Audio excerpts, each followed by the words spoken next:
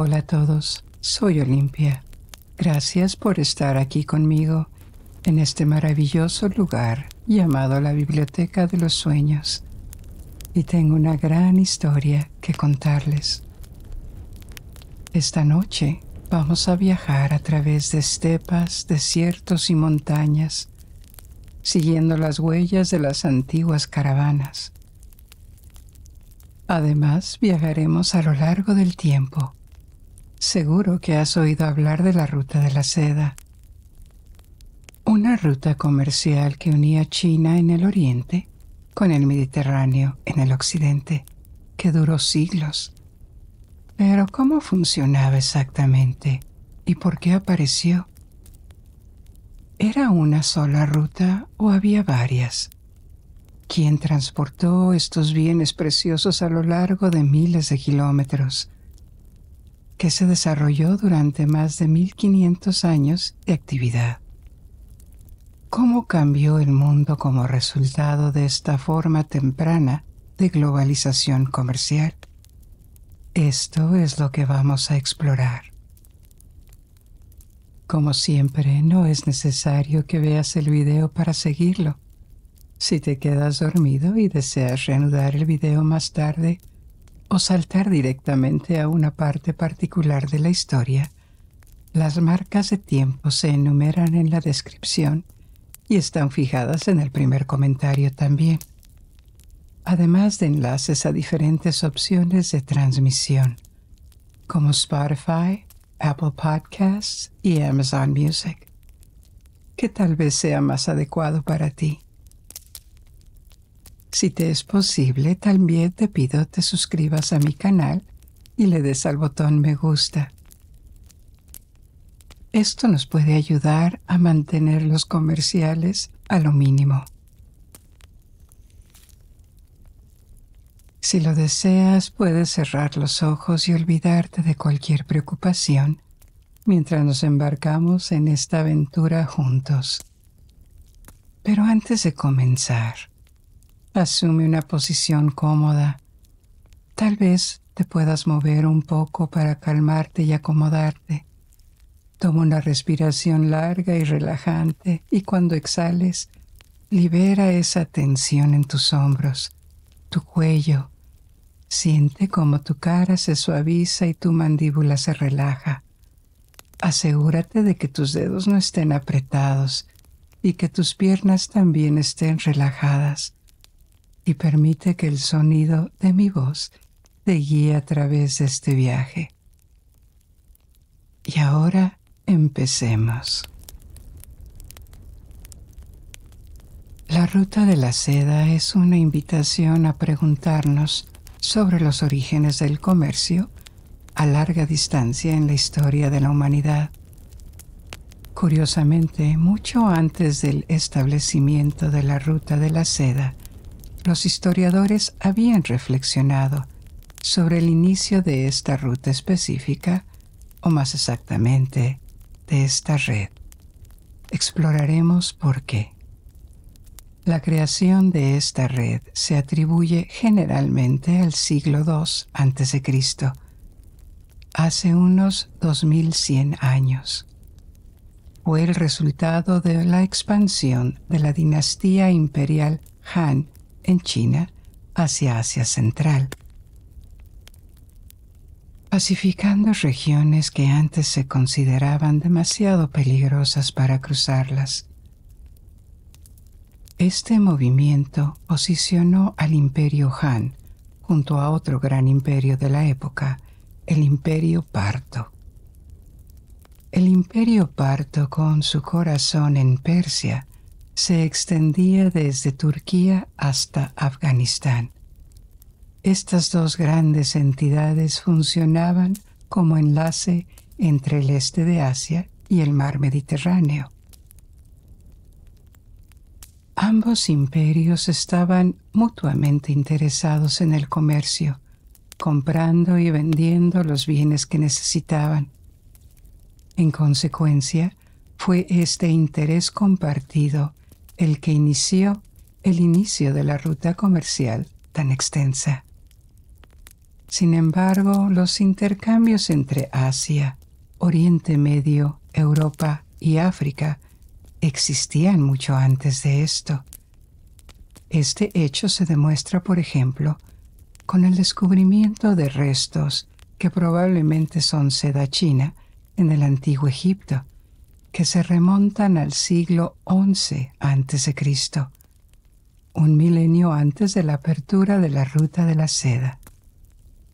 Otro ejemplo fue el desenterramiento de adornos de seda y cinturones de origen chino en una tumba cercana de Stuttgart, Alemania, fechada en el siglo VIII a.C. Por lo tanto, las mercancías eran capaces de viajar a una gran escala, incluso sin la existencia de la ruta de la seda. Otra red comercial crítica a través de Eurasia fue la ruta de la estepa, que se estableció al menos 2000 años antes de que existiera la ruta de la seda. En esta ruta de la estepa se intercambiaban diversos bienes, entre ellos la seda, pieles, piedras preciosas, joyas, instrumentos musicales y, sobre todo, caballos de Asia Central, que eran codiciados por los chinos. Esta ruta informal de la estepa se mantuvo en funcionamiento durante muchas generaciones gracias a las tribus nómadas que residían desde Ucrania hasta Mongolia, y sabemos que existieron gracias a los descubrimientos arqueológicos, donde los artefactos se localizaron en tumbas o ruinas a miles de kilómetros de su origen. Los ejemplos incluyen piezas de seda que mencioné antes, descubiertas en Egipto y Alemania, y piedras preciosas como el jade y el lapislázuli, que habían viajado distancias significativas. Se cree que estos intercambios a larga distancia aparecieron debido al estilo de vida de los pueblos que ocupaban las estepas de Europa del Este y Asia.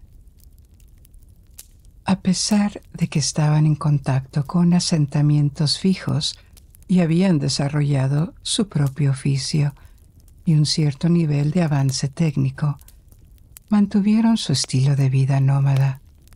Como tales, a menudo se desplazaban por un gran territorio, sin fronteras fijas. Tenían grandes áreas que consideraban suyas, y también varios vecinos, y estaban bien situados para conectar a los pueblos que vivían lejos mediante el transporte de mercancías. Esta ruta de la estepa ciertamente no fue tan intencional como lo sería la ruta de la seda. Parece que apareció espontáneamente como una vasta red de pueblos que conocían a sus vecinos inmediatos, y a través de esta vasta área circularon bienes y culturas. Otra ruta comercial precursora de la ruta de la seda fue la llamada ruta de jade. El jade era muy preciado en China. Venía de Asia Central y Birmania, cruzando las montañas del Himalaya para llegar a Yunnan, en el sur de China. Este viaje atravesó algunas de las regiones más remotas y difíciles del mundo. El jade, un mineral que puede variar en color desde el verde hasta el blanco, era muy valorado porque se creía que proporcionaba poder y protección a reyes y emperadores. Como resultado, patrocinaron este comercio. Una ilustración de las influencias culturales de lejos se ve en las artesanías chinas, hechas con jade del primer milenio antes de Cristo. Estas piezas se inspiraron en los estilos de los escritas, pueblos nómadas de las estepas de Asia Occidental y Europa Oriental, siglos antes de la apertura de la ruta de la seda. Otros pueblos con los que comerciaban los chinos eran los sogdianos, que vivían en lo que hoy es Kazajistán, Uzbekistán y Turkmenistán. En el primer milenio antes de Cristo, Sogdiana, la tierra de los sogdianos, cambiaba constantemente de manos bajo la influencia de diferentes invasores. Entre ellos se encontraban los persas, el imperio persa, y los griegos o macedonios, tras la invasión de Alejandro Magno. A pesar de los frecuentes cambios de gobernanza, Sogdiana mantuvo una propensión al comercio internacional, con varias ciudades extrayendo importantes recursos de ella. La ciudad más notable fue Samarcanda, que con el tiempo se convirtió en una de las paradas más importantes para las caravanas a lo largo de la ruta de la seda. La importancia de estos ejemplos referentes a la ruta de la estepa o la ruta de Jade radica en que las rutas comerciales habían aparecido antes que la ruta de la seda. Esto explica cómo los artefactos chinos terminaron en Europa o Egipto.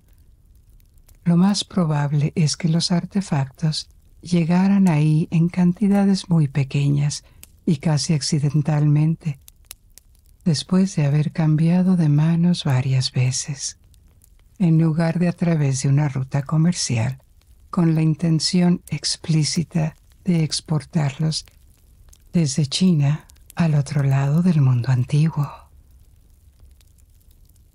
El impulso de crear una carretera comercial fue dado por los chinos en el siglo II a.C. ¿Pero por qué? China se había unificado bajo el primer emperador Qin, y la posterior dinastía Han se expandió hacia Asia Central. La administración Han se dio cuenta de que las ciudades importantes y desarrolladas estaban situadas tierra adentro, en el Asia Central. Al darse cuenta de su potencial, enviaron embajadas. El emperador recibió informes de sus embajadores, en particular de Zhang Qian, a finales del siglo II a.C., que abogaba por el establecimiento de relaciones comerciales. Asia Central ofrecía bienes atractivos como oro o piedras preciosas y otros materiales valiosos, así como caballos. Estos productos podían intercambiarse por productos chinos, como el té, la seda, la laca y diversos artículos artesanales.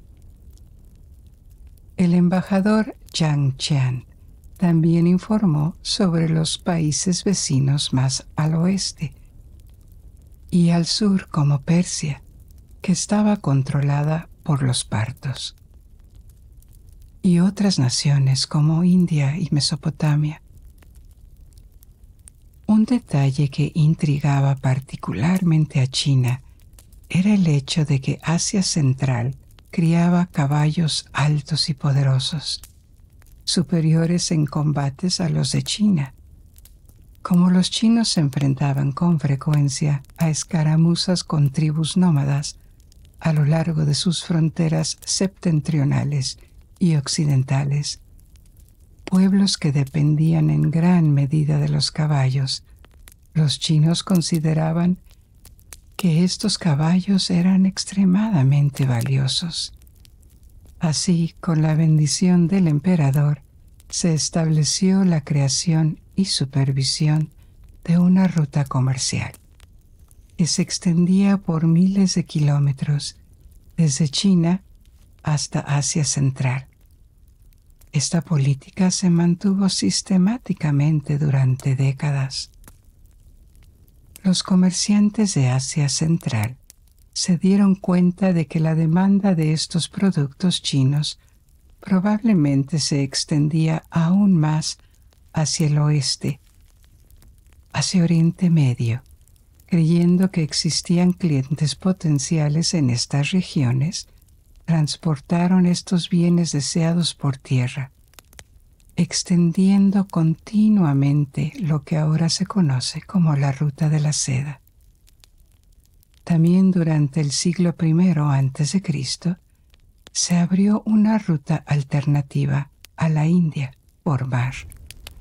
Se inició en el norte del actual Vietnam, en la región de Chiao Chi, que en ese momento estaba gobernada por los chinos, y navegó a través de puertos en las costas de la India y Sri Lanka.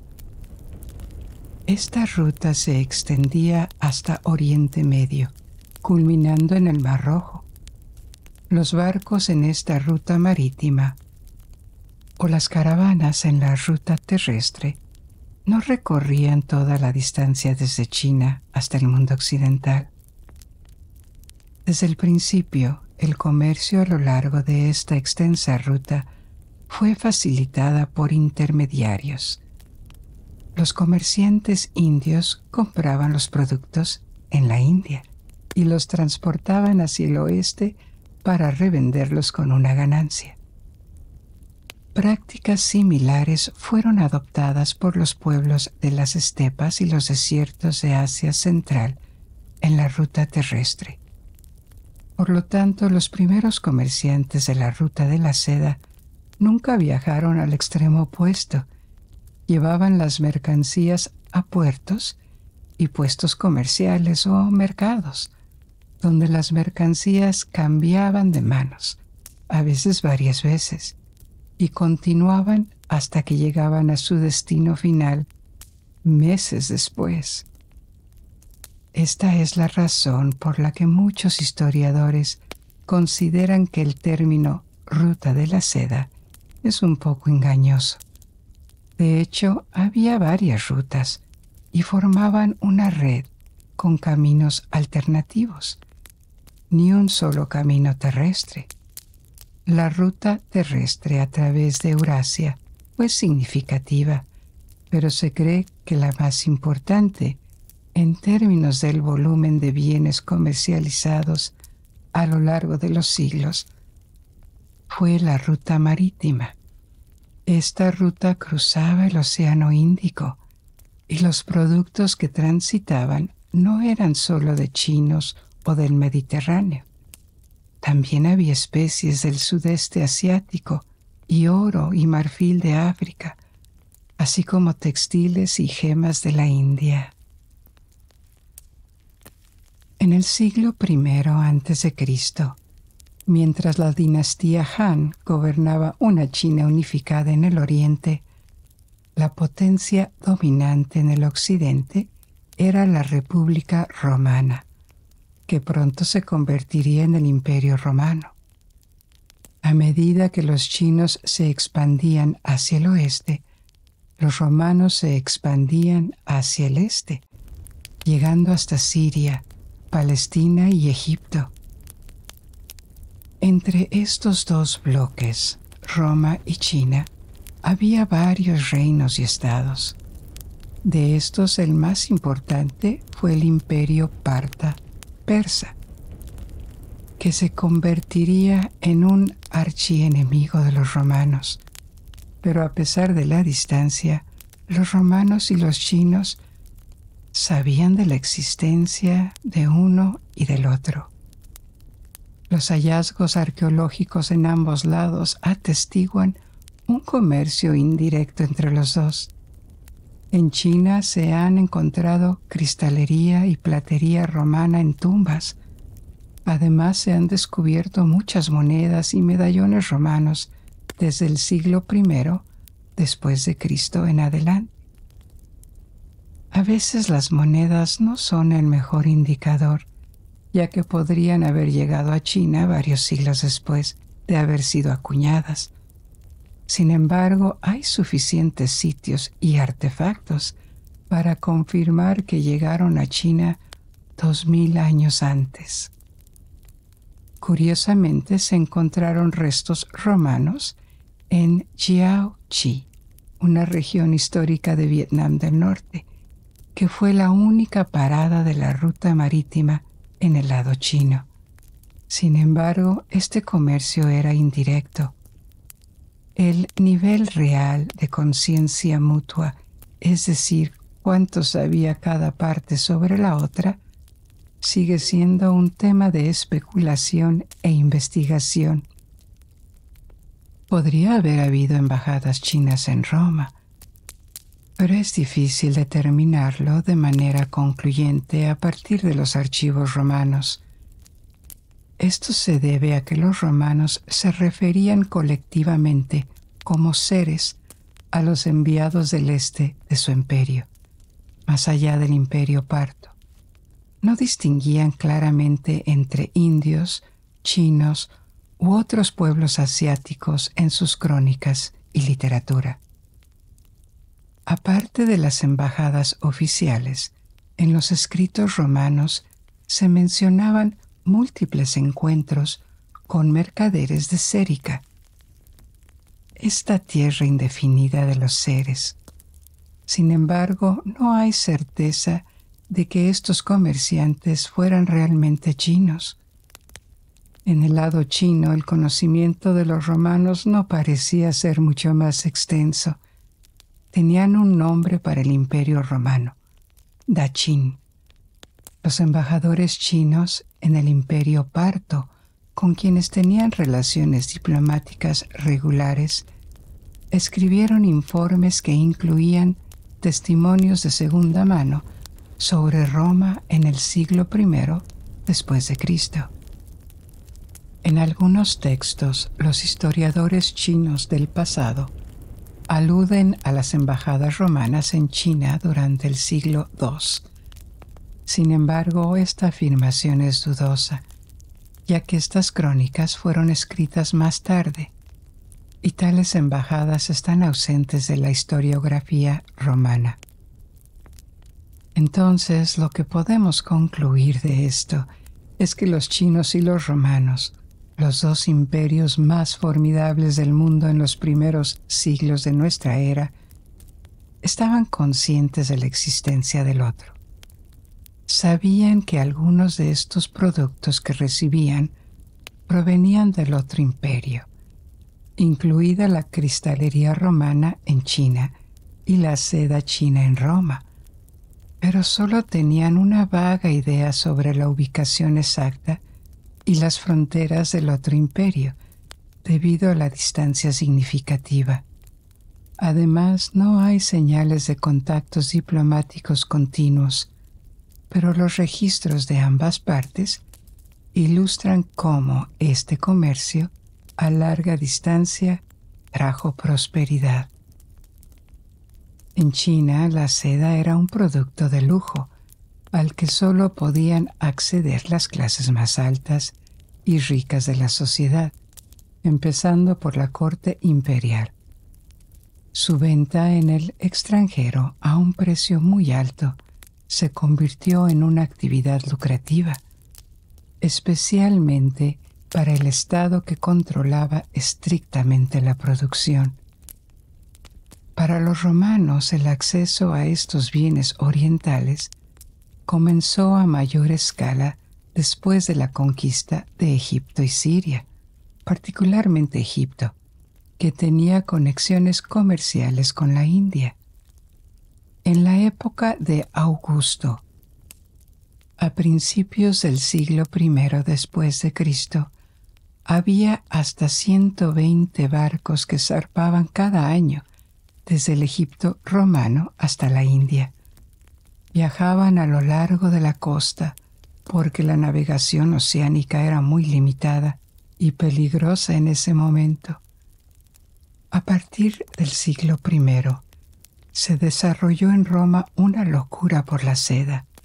Sin embargo, los romanos no sabían cómo se hacía la seda. Suponían que se obtenía de un árbol.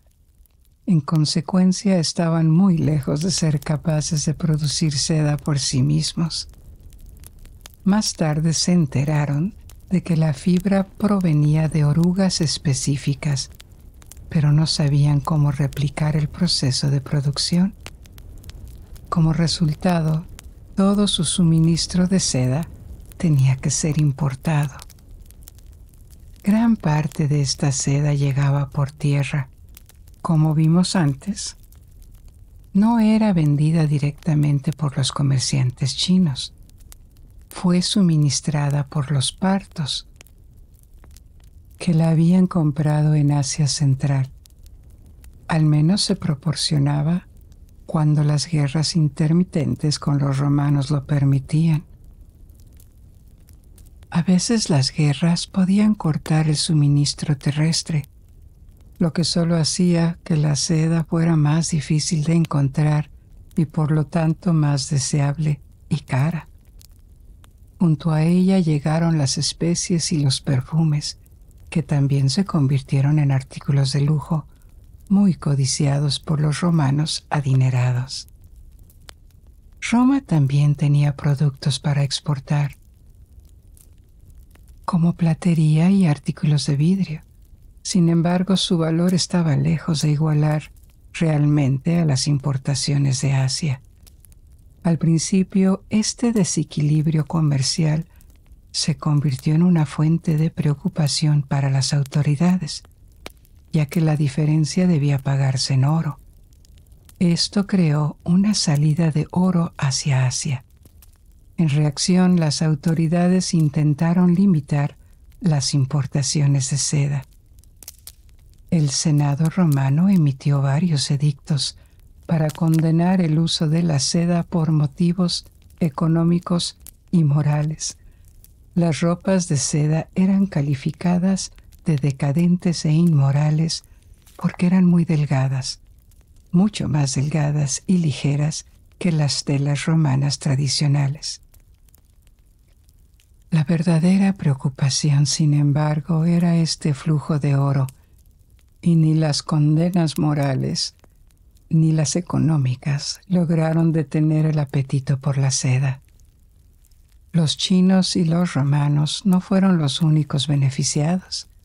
Entre ellos estaban todos estos intermediarios de la India, Asia Central y Oriente Medio, que contribuyeron al funcionamiento de su segmento en la ruta de la seda, adquiriendo mercancías y transportándolas, así como vendiendo localmente. Miles, si no decenas de miles de personas vivían de este oficio, desde porteadores hasta ricos comerciantes, que armaban barcos y organizaban caravanas en tierra. Viajar en grupos por tierra por seguridad y economías de escala era una práctica antigua, pero se convirtió en estándar en la ruta de la seda. Tan pronto como los chinos comenzaron a impulsar la ruta de la seda hacia Asia Central, enviaron caravanas. Con un flujo regular de estas caravanas, los alojamientos y lugares de descanso se volvieron esenciales a lo largo de la ruta de la seda, lo que llevó a la proliferación de posadas, especialmente conocidas como caravasares. La palabra caravana deriva del término persa caraván, que significa grupo de viajeros, mientras que sara denota un palacio o un edificio con patios cerrados. Mientras atravesaban desiertos o montañas, los caravaneros simplemente acampaban al aire libre, con guardias que vigilaban por la noche. Esto era necesario ya que las mercancías que transportaban podían atraer bandas de ladrones. Sin embargo, cuando se encontraban en otras partes de la ruta de la seda, como en las carreteras reales o cuando cruzaban ciudades, los caravanistas necesitaban lugares donde quedarse.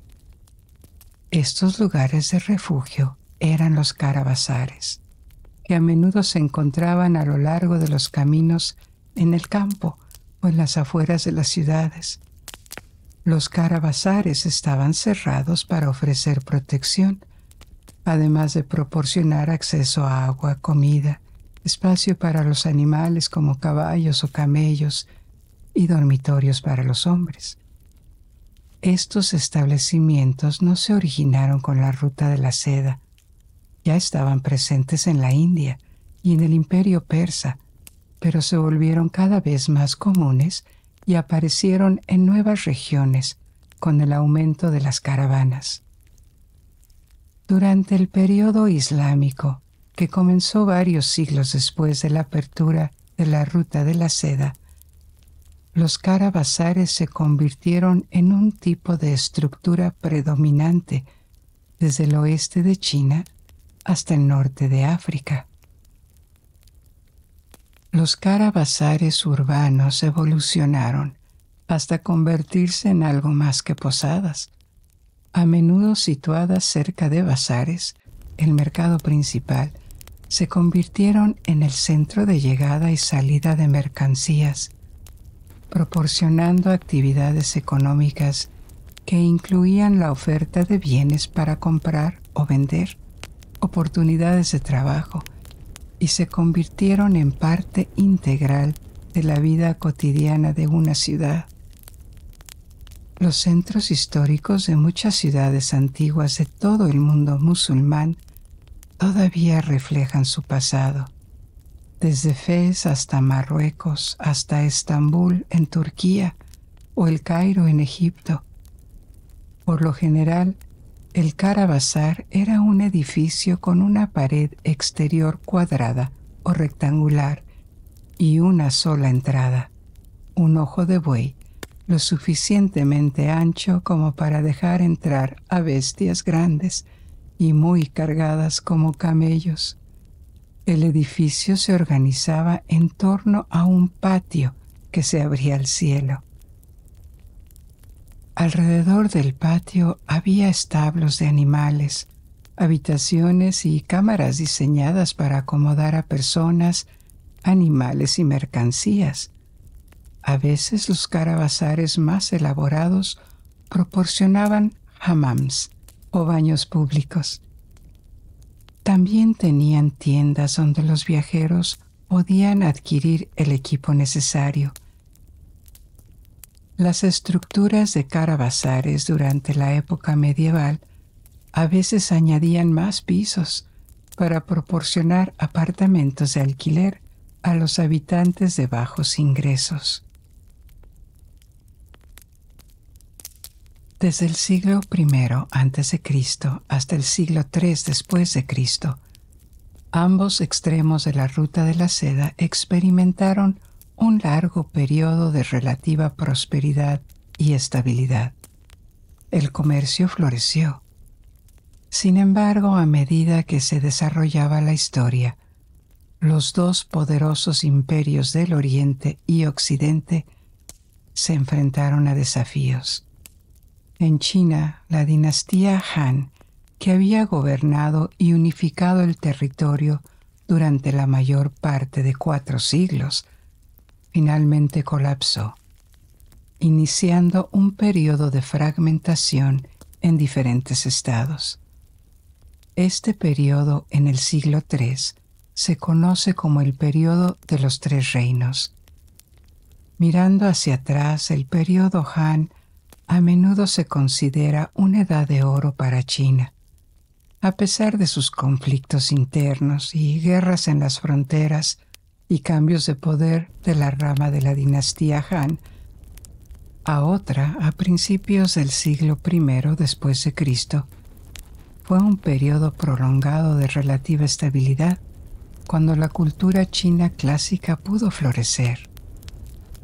En el occidente, el Imperio Romano, que había alcanzado su apogeo en el siglo II, entró en una gran crisis en el siglo III. Esta crisis provocó su fractura y el aumento de las presiones sobre sus fronteras, que le costó mucho trabajo defender. La ruta de la seda no se cerró, ya que constituía una red con diferentes rutas, lo que le permitió adaptarse. Sin embargo, su función se vio seriamente perturbada debido a la pérdida de control por parte de los estados en las rutas a través de Asia y alrededor del Mediterráneo. Finalmente, el Imperio Romano de Occidente colapsó en el siglo V, desapareciendo como cliente final. Pasarían siglos antes de que Europa Occidental volviera a ser un cliente importante para los sofisticados productos chinos y asiáticos. Lo que quedaba era el Imperio Romano del Oriente, Bizancio, que seguía siendo formidable. La mitad oriental del imperio no había sido devastada por guerras e invasiones, como en Occidente, e incluso reconquistó grandes partes del imperio occidental. Estaba en guerra con los sucesores de los partos en Persia, el imperio sasánida. Los sasánidas controlaban la mitad del Oriente Medio, siendo Bizancio la otra potencia importante de la región. Sin embargo, debido a su posición geográfica, controlaban todas las rutas comerciales que pasaban por Irán. La demanda de seda y otros productos exóticos persistió en Bizancio. Al norte de los sasánidas, en Asia Occidental y Central, había surgido una nueva gran potencia, el Kanato turco. Se trataba de un enorme imperio del interior, poblado esencialmente por varios pueblos nómadas, que habían sido unificados por un clan túrquico. Los pueblos túrquicos son una colección de diversos grupos étnicos que se originaron en Asia Occidental y Central. Estaban unificados por el idioma y los rasgos culturales, pero no son una sola etnia. Son distintos de los turcos modernos, pero están históricamente relacionados. La población turca surgió de la mezcla de los invasores turcos con los lugareños que vivían en Turquía durante la Antigüedad tardía y la Edad Media. Esto significó que en el siglo VI después de Cristo, el Kanato turco se había expandido para cubrir una vasta área que se extendía desde Mongolia en el este hasta el mar Caspio en el oeste. A pesar de su tamaño, no estaba densamente poblado y culturalmente era una colección de diferentes pueblos, incluidos los sogdianos de Asia Central que mencioné antes. El sogdiano era uno de los idiomas oficiales de este cánato, junto con el turco antiguo. Un cánato es un término que se refiere a un caciquesco o reino. Por lo general se usa para las poblaciones turcas, mongolas y tártaras de Asia que estaban gobernadas por un khan o jefe. Con sus vastos territorios que conectaban Oriente y Occidente, el Kanato túrquico estaba estratégicamente situado para gestionar una parte importante de la ruta terrestre hacia y desde China. Esto fue especialmente cierto debido a que los chinos perdieran el control de sus posesiones en Asia Central tras la caída de la dinastía Han. En el siglo VI, el emperador bizantino Justiniano II formó una alianza con el Kanato turco contra su enemigo común, los sasánidas. Pasó por alto a los sasánidas por el comercio de la seda, tratando directamente con los comerciantes sogdianos que vivían en el Kanato túrquico. Sin embargo, los bizantinos lograron algo más que esto. Lograron robar los secretos de la fabricación de seda. 50 años antes de esta alianza, el emperador Justiniano envió monjes como espías a lo largo de la ruta de la seda, desde Constantinopla hasta China. Estos espías consiguieron con éxito huevos de gusano de seda y los trajeron de vuelta a Constantinopla. Esto permitió a los bizantinos comenzar su propia producción de seda. Y esto se convirtió en una actividad rentable para el Imperio Romano de Oriente, que controlaba el monopolio de la producción de seda durante siglos en el Mediterráneo. Esta producción se centró en Constantinopla y el norte de Grecia. A pesar de sus esfuerzos, no podían rivalizar con los chinos en términos de calidad. China ya tenía miles de años de experiencia en la fabricación de seda en este punto. El lujo de la seda china superó al de la seda bizantina, por lo que no detuvo las importaciones. La prueba de que la ruta de seda todavía estaba operativa durante la Antigüedad tardía es el descubrimiento de monedas acuñadas en Constantinopla durante el siglo VI, encontradas en las tumbas chinas. La historia de Bizancio es la de una decadencia muy larga y lenta, intercalada con periodos de recuperación y conquista, así como de colapso. Sin embargo, durante el siglo VI, Bizancio todavía estaba en buena forma y se estaba expandiendo. Los chinos se dieron cuenta de que el Imperio Romano había sufrido cambios, aunque no estaban completamente al tanto de los detalles. Sabían que el antiguo Imperio Romano, conocido como Daqin, se había fracturado o había cambiado de capital. Llamaron al Imperio Bizancio Fulin y lo reconocieron como un buen cliente final para la seda, la laca y la cerámica. Luego llegó el siglo VII, que trajo cambios significativos a la ruta de la seda. Ocurrieron dos acontecimientos importantes: el ascenso de la dinastía Tang en China, que se considera una edad de oro. Los Tang reunificaron China bajo su dominio y reconquistaron las regiones occidentales, liberando una guerra contra los turcos y los tibetanos. Recuperaron el control de la ruta de la seda, ya que controlaban una parte sustancial de la ruta terrestre hacia el oeste. Esto les permitió establecer un comercio directo con los sogdianos en Asia Central y los comerciantes persas. Este control sobre regiones alejadas del corazón histórico de China a veces se llama Pax Sinica, equivalente al término Pax Romana, acuñado para significar la estabilidad, y la paz atribuidas a la denominación del Imperio Romano. Había habido una primera Pax Sinica bajo los Han y la nueva, la segunda, con los Tang.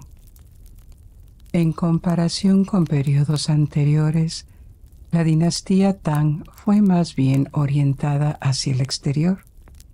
Fomentaron el comercio y dieron la bienvenida a los extranjeros a algunas de sus ciudades.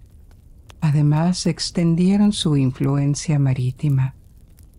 Los enviados chinos que habían estado navegando a través del Océano Índico hacia la India durante varios siglos y durante la dinastía Tang extendieron su alcance más allá de la India, hasta el Golfo Pérsico y toda África. El otro gran cambio en el siglo VII fue el ascenso del Islam, que se expandió rápidamente desde Arabia, principalmente a expensas del Bizancio y el Imperio Sasánida, siendo este último el último estado preislámico en Irán. Después de la conquista, Irán se convirtió en su mayor parte al Islam. Sin embargo, a cambio, la cultura persa también influyó fuertemente en los estados musulmanes del Oriente Medio. Lejos de destruir la ruta de la seda, todos estos cambios la reforzaron.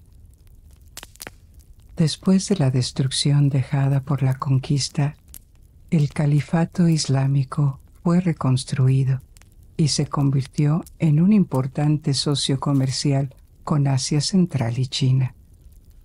La conquista musulmana se extendió a Asia Central en el siglo VIII, hasta que chocó con los chinos y su expansión hacia el oeste.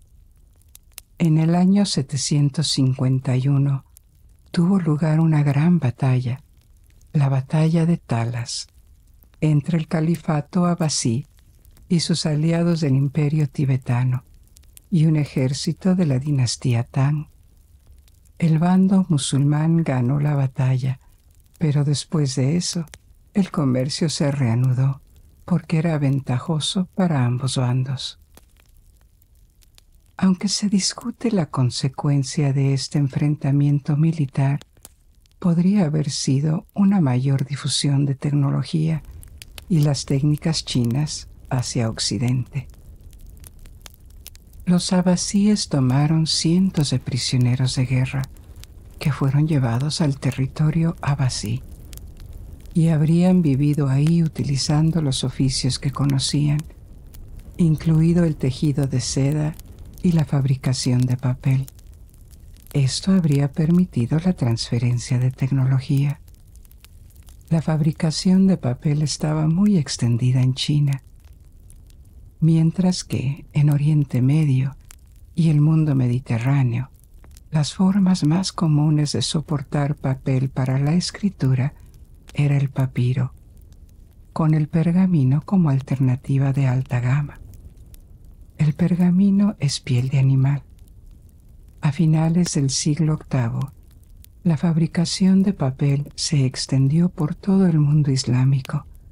La primera fábrica de papel se construyó en Bagdad en 1794-795 y el papel comenzó a reemplazar el papiro. No se sabe con certeza si los prisioneros de la batalla de Talas fueron responsables de la transferencia de tecnología o no, pero de una forma u otra, este comercio en particular se difundió, imitando las tecnologías chinas. Del siglo VIII al IX, el mundo islámico se fracturó en muchos estados, a menudo rivales. A pesar de ello, la ruta de la seda entró en una nueva edad de oro. Todavía era operada por personas de Asia Central, como los sogdianos y los turcos, ahora convertidos al Islam para la mayoría de ellos, por los persas, los árabes y los bizantinos. Hay muchos signos de intercambio cultural entre Oriente y Occidente, especialmente en las artes decorativas. Los artesanos musulmanes se inspiraron en la estética china y viceversa.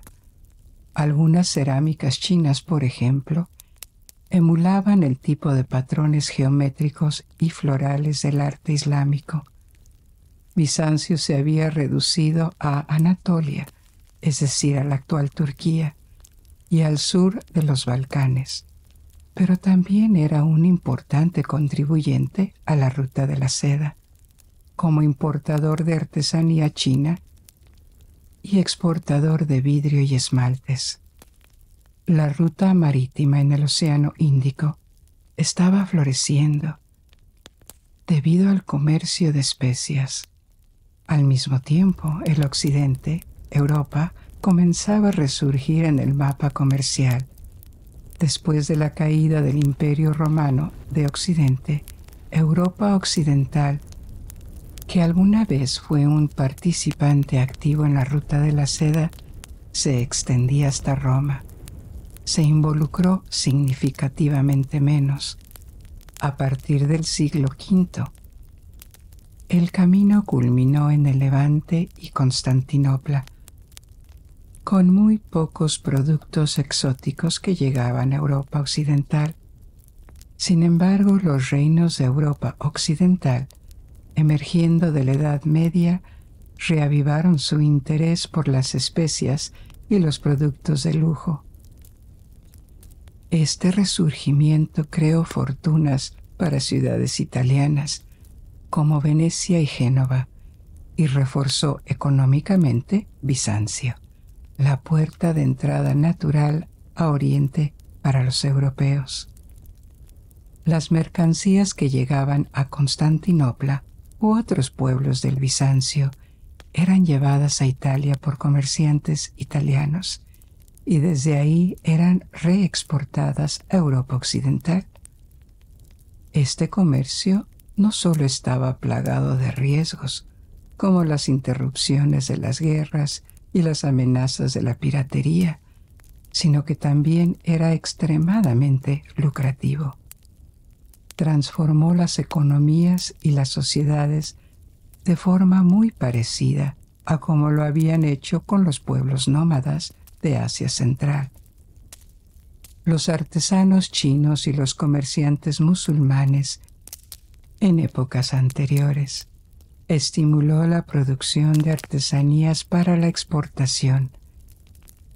Introdujo nuevos productos que modificaron los gustos. Condujo a la aparición de una clase mercantil adinerada. Cambió el estilo de vida de los ricos que podían permitirse productos extranjeros y fomentó estrategias innovadoras de ahorro y gestión empresarial. Esta interconexión con partes distantes del mundo a veces tuvo consecuencias catastróficas. Un buen ejemplo de esto es la propagación de la peste negra, la pandemia de peste bubónica que golpeó el siglo XIV. En el siglo XIII, la invasión mongola liderada por Genghis Khan abrumó a China. El imperio mongol se expandió rápidamente hasta convertirse en el imperio terrestre más grande que el mundo había visto jamás, extendiéndose desde China y Mongolia hasta el Medio Oriente. La conquista mongola fue brutal y provocó una gran pérdida de vidas y destrucción, pero fue seguida por una administración eficiente. Después de que más y más provincias fueron incluidas dentro del imperio mongol durante su expansión en los siglos XIII y XIV, se volvieron más interconectadas y relativamente libres de guerra. Los mongoles favorecieron el comercio no solo por sus ventajas económicas, sino también como una forma de unificar su gigantesco imperio, que abarcaba pueblos muy diversos. Protegieron y promovieron la ruta de la seda, que se había convertido esencialmente en un eje comercial interno, conectando sus posesiones chinas en el este con sus provincias más recientemente conquistadas en el Medio Oriente. En China, los gobernantes mongoles se convirtieron en emperadores, establecieron lo que se conoce como la dinastía Yuan. Reunificaron China y la convirtieron en el corazón económico de su imperio. El comercio trajo una gran prosperidad a algunas ciudades chinas y de Asia Central como Bujará y Samarcanda. Durante un tiempo también revitalizó ciudades árabes como Bagdad, que había sido devastada por la invasión. Sin embargo, el imperio servía como conducto para mucho más que mercancías. Los patógenos también podían viajar a través de su vasto alcance. La peste bubónica causada por una bacteria transmitida por pulgas que vivían en ratas también infectó fácilmente a los humanos. En general, se cree que la bacteria tomó una forma secundaria durante la pandemia, que la hizo transmisible a través del contacto de persona a persona. Se cree que esta bacteria apareció originalmente en Asia Central, específicamente en las montañas Tian Shan, en la frontera de la actual China y Kirguistán, hace unos 2600 años. A partir de ahí se extendió en múltiples ocasiones, lo que dio lugar a varias epidemias antiguas y medievales. Sin embargo, el estallido en el siglo XIV fue de una escala completamente diferente. Se supone que fue introducida en Europa durante un asedio. Los genoveses, que habían adquirido el puerto de Cafa en Crimea y lo utilizaban como puesto comercial, estaban directamente vinculados a la actividad comercial con Oriente. El puerto fue asediado por la Horda de Oro, el cánato que gobernaba el sector noroeste del Imperio Mongol. La plaga había viajado desde Asia Central hasta Crimea, a lo largo de la Ruta de la Seda, y los soldados de la Horda de Oro estaban sucumbiendo a ella. En lugar de retirarse, los ejércitos arrojaban sus cuerpos por encima de las murallas de Cafa. Así que la epidemia comenzó también en Cafa. A partir de ahí, lo más probable es que se extendiera por todo el Mediterráneo, llegando a Constantinopla, luego Italia, al norte de África y pronto a toda Europa. Esta dispersión probablemente fue facilitada por las pulgas que vivían en las ratas que viajaban en los barcos genoveses. Durante varios años, la pandemia asoló Europa y Medio Oriente, matando a más de 1/3 de la población. La gente no entendía cómo se propagaba la enfermedad. Se dieron cuenta de que evitar el contacto y cerrar ciudades del mundo podía ayudar, y esta medida salvó muchas vidas. Pero de 1346 a 1353, la enfermedad avanzó sin control. Esto podría haber ocurrido sin la Ruta de la Seda y, más ampliamente, sin la existencia de rutas comerciales que conectaran Asia con Europa. Sin embargo, es probable que la propagación rápida y destructiva se debiera a la intensa actividad de las caravanas y al movimiento de poblaciones dentro del Imperio Mongol, que había transformado efectivamente la Ruta de la Seda en una autopista para los patógenos. Antes de que esto sucediera en el siglo XIII, los europeos occidentales habían comenzado a reinvertir y explorar esta conexión comercial con el Lejano Oriente. Esencialmente eran misioneros y comerciantes. El más famoso de ellos fue sin duda Marco Polo, el comerciante y explorador veneciano que viajó por tierra. Sin embargo, no fue el primero. Sus predecesores son menos conocidos porque sus relatos fueron menos leídos y no lograron tener un impacto significativo en Europa Occidental. Entre las personas notables se encuentra Guillermo de Rebruck, misionero y explorador flamenco; Benito de Polonia, fraile franciscano; Giovanni de Pian del Carpine, diplomático italiano; y André de Longjumeau, misionero francés. Todos estos hombres viajaron al corazón del Imperio Mongol. Algunos incluso fueron recibidos en la corte del Gran Khan. Comenzaron a informar a Europa sobre todas estas costumbres, los idiomas y la situación política en el lejano oriente. Marco Polo, sin embargo, proporcionó un relato particularmente completo y exitoso. Entonces, ¿quién fue Marco Polo? A pesar de su fama, hay muchas incógnitas sobre su vida. Sabemos que nació hacia 1254 en Venecia, en el seno de una familia de comerciantes. Su padre y su tío eran comerciantes ambulantes que entraron juntos en el negocio antes de que Marco naciera.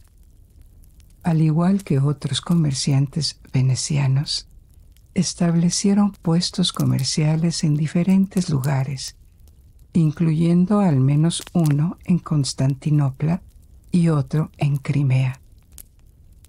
En este momento los comerciantes venecianos y generales seguían esta ruta. Empleaban a personas que se encargaban de las actividades cotidianas, como recibir envíos de otros puestos comerciales, comprar y vender mercancías, mantener registros y buscar oportunidades. El trabajo de crear y mantener esta red implicó viajes regulares y exploración. Su padre y su tío eran particularmente emprendedores, porque cuando Marco era aún un niño, siguieron la ruta de la seda hasta el lejano oriente y conocieron al emperador mongol de China, Kublai Khan. Estaban entre el puñado de europeos occidentales que viajaron a China por tierra en el siglo XIII. Regresaron sanos y salvos a Venecia en 1269, cuando Marco tenía 15 años. Habían estado ausentes durante tanto tiempo que Marco aún no había conocido a su padre. Su madre había fallecido, por lo que fue criado por una tía y otro tío. Recibió una educación integral orientada a convertirse en comerciante, como los miembros de su familia, aprendiendo materias como operación de buques de carga, manejo de moneda extranjera y conducta comercial. Presumiblemente construyó una fuerte relación con su padre y su tío, porque 2 años después, a la edad de 17, se embarcó en un nuevo viaje a Asia con ellos. Un viaje que duraría 24 años. Este viaje resultó ser bastante agitado.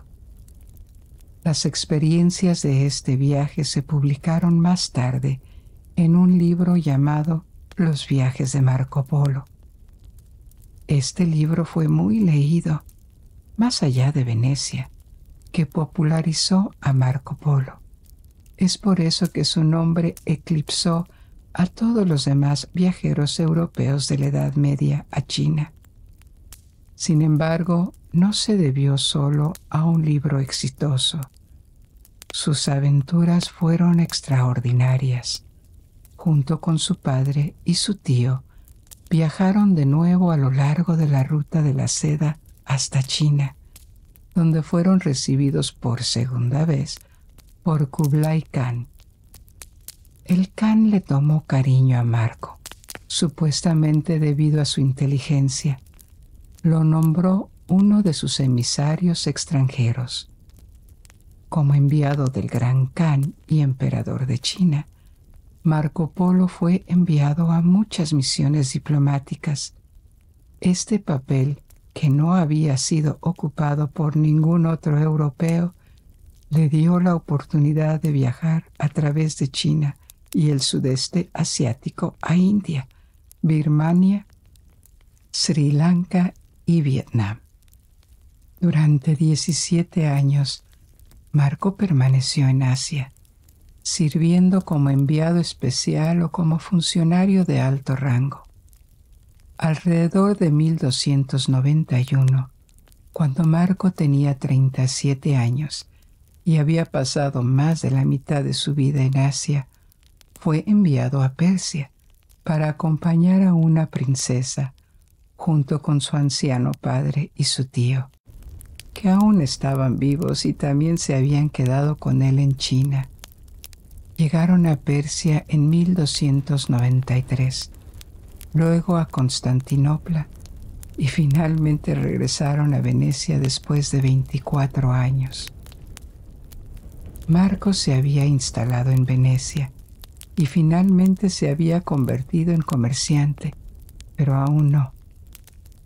Debido a que Venecia y Génova estaban en guerra, se unió al esfuerzo bélico y fue capturado por los genoveses. Podría haber sido ejecutado o morir en una celda, pero afortunadamente terminó en una prisión de Génova con un compañero de celda que también era escritor.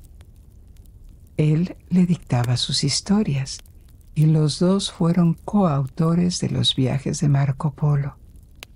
Finalmente fue liberado en 1299, entonces con 45 años. Esta vez pudo regresar definitivamente a Venecia, donde se casó, tuvo 3 hijos y amasó una fortuna para sí mismo, convirtiéndose en un rico comerciante. Murió ahí en 1324, a la edad de 70 años. Su libro se convirtió en un éxito medieval, pero fue recibido con escepticismo. Sonaba demasiado extraordinario para ser verdad. Su relato era muy diferente al de otros que habían descrito a los mongoles como bárbaros, mientras que presentaba la civilización china y el dominio mongol como prósperos y refinados, arrojándolos bajo una luz positiva. No todos tuvieron la misma experiencia y veían las mismas cosas, lo que podría explicar algunas de estas diferencias. También es probable que la narración de Marco Polo estuviera un poco embellecida, pero desde entonces muchos detalles han demostrado ser ciertos y dan credibilidad a su relato. No contenía errores geográficos graves como otros relatos. Su descripción de las ciudades, las costumbres, las monedas utilizadas y la vestimenta resultaron precisas en comparación con los descubrimientos arqueológicos y los registros chinos. Muchas de sus embajadas, incluida la última, en la que acompañó a una princesa mongola a Persia, resultaron ser reales. Por lo tanto, probablemente hubo exageraciones o adornos aquí y allá, pero él proporcionó los informes más precisos entre estos viajeros europeos de la Edad Media. Y su libro fue el más perspicaz porque ascendió en la sociedad china y permaneció ahí durante mucho tiempo. El imperio mongol continuó en el siglo XIV, pero se fragmentó y declinó. La dinastía Yuan en China perdió su control sobre el país y la nueva dinastía china, pronto la Ming, la reemplazó.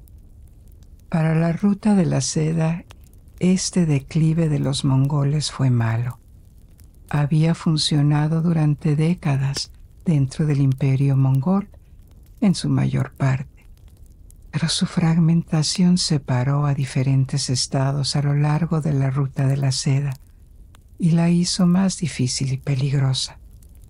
En el occidente, Bizancio ahora estaba en agonía y había perdido la mayor parte de Anatolia, Turquía, a manos de los invasores turcomanos.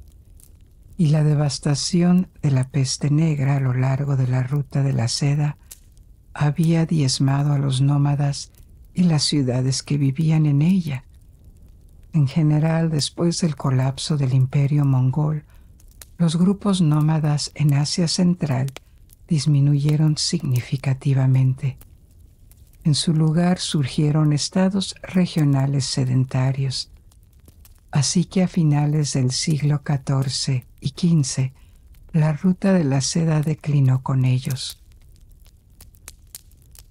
Hubo poco interés por parte de la dinastía Ming en China para impulsarla de nuevo. Los Ming tenían una política muy introspectiva y desalentaban el contacto con los extranjeros. La ruta terrestre a través de Asia Central era más peligrosa. Y en el extremo occidental de la ruta de la seda, el Imperio Otomano se estaba levantando, lo que finalmente separó a Europa occidental del comercio oriental. Esto supuso un importante revés para las ciudades-estado italianas como Venecia. El comercio de caravanas a través de Asia no desapareció, pero nunca recuperó su dominio anterior. Durante los tiempos de Roma y los Han, o del califato abasí y los Tang, o bajo el control mongol, el significado de la ruta había sido muy diferente. En la ruta marítima en el Océano Índico, las especias habían reemplazado en gran medida a los productos chinos. En consecuencia, la ruta de la seda no se cerró, sino que se volvió cada vez menos relevante. Durante más de 1500 años, había sido el eje más importante para el comercio mundial, pero estaba a punto de ser suplantado por rutas más desafiantes y actores diferentes. A finales del siglo XV, los exploradores europeos habían llegado a América, atravesando el sur de África hacia el Océano Índico, y pronto se dirigieron a Asia sin ayuda. Primero llegaron los portugueses desde el este, luego los españoles a través del Pacífico desde el oeste, y fueron seguidos por los holandeses y los franceses y los ingleses. Estas naciones reorganizaron el comercio mundial para su beneficio, navegando directamente a la India y China, comprando los bienes que deseaban, sin tener que depender de ningún intermediario. Los intermediarios que habían prosperado a lo largo de la ruta de la seda durante años. Así fue como la ruta de la seda desapareció poco a poco, dejando tras sí torres de vigilancia en ruinas, fortalezas abandonadas y caravasares en el desierto, junto a caminos que habían estado repletos de caravanas durante siglos y que ahora eran utilizados principalmente por los lugareños. En consecuencia, los centros del comercio mundial se desplazaron a Europa durante unos siglos, siendo ciudades como Lisboa, Sevilla, Ámsterdam y Londres las que más se beneficiaron. Además de facilitar el intercambio cultural a largo plazo, la ruta de la seda es importante por su papel como primer paso en el proceso de globalización, ya que proporciona una conexión entre dos de los puntos más alejados del mundo conocido. Su desaparición tuvo graves consecuencias. No fue la única razón, pero la desaparición de la ruta de la seda contribuyó a la motivación de los europeos para buscar rutas alternativas al Lejano Oriente durante la era de la exploración y el descubrimiento. Sin la seda y la porcelana china y las especies asiáticas, sigue siendo incierto que los portugueses y los españoles hubieran enviado expediciones por todo el mundo cuando lo hicieron. De hecho, la historia del mundo podría haber sido muy diferente en otras circunstancias. Hemos llegado al final de nuestro pequeño viaje de esta noche. Espero hayas disfrutado de esta aventura y te invito a descubrir y aprender más. Ahora puedes dejarte llevar y dormir. O si aún no tienes sueño, puedes elegir otra historia de mi biblioteca en constante crecimiento. Y hasta que nos volvamos a encontrar, buenas noches. Duerme bien.